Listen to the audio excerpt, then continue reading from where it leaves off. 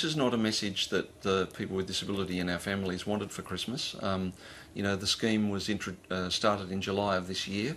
There was a great deal of excitement and relief in the disability sector at its commencement, and speculation about reductions to the scheme are disappointing. But I rely on the compassion and commitment of the Prime Minister, who said that this was an idea whose time had come, and that it was something that was above politics, and I rely on his government to deliver an NDIS. Apparently there was a bipartisan approach to the NDIS from both sides of politics, emphasising during the election campaign their commitment to it. Are you concerned that commitment is now looking shakier?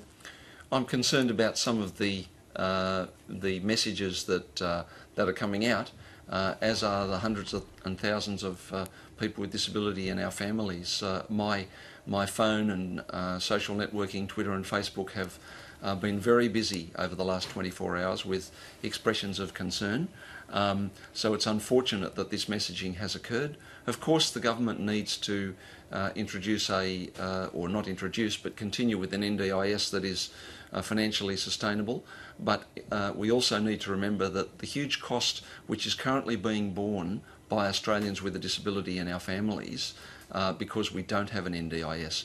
And the other thing we need to remember is that if Australians with disabilities and our families get the support of the NDIS, many of us can move off welfare and into jobs, which will only improve the Australian economy as a whole. So this is an investment not just in individuals, but in the whole of the Australian economy. We've heard about how the cost of the NDIS is already exceeding the forecast. Can you put that into some context and explain for us why that is?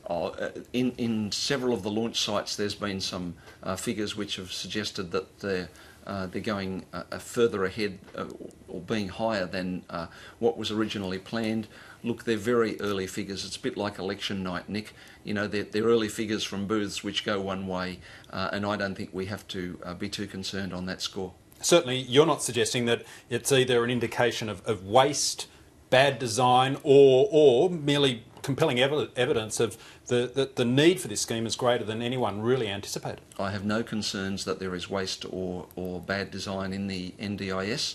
The board that was appointed earlier this year is working very hard to ensure that that doesn't occur.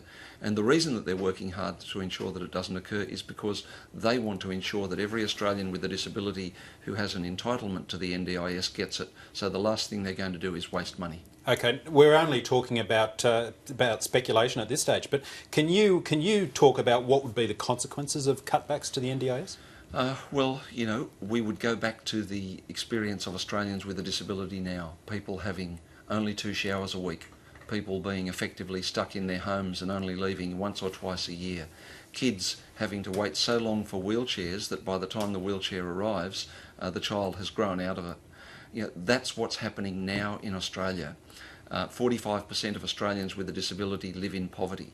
We need the NDIS to change those things, and the last thing we want to have just before Christmas is the suggestion that it might be wound back. Certainly this scheme seeks to assist a lot of people who are some of the most vulnerable Australians in our society, but as the government has argued, it's in no one's interest if the cost of the NDIS isn't sustainable over time. Well, the cost of the NDIS has been independently assessed, and it is sustainable. And not only is it sustainable, but it will contribute to the Australian economy. If a third of the people with disability who were unemployed moved into jobs, then the NDIS would be running at a profit within a decade. So I think that the energies need to be put into finding jobs for people with disability, and frankly, the public service needs to lead the way on that issue, Nick. It has a shameful record in the employment of people with disability, and we've got to turn those negatives around and make sure that people with disability are given the opportunity to equally contribute to our community.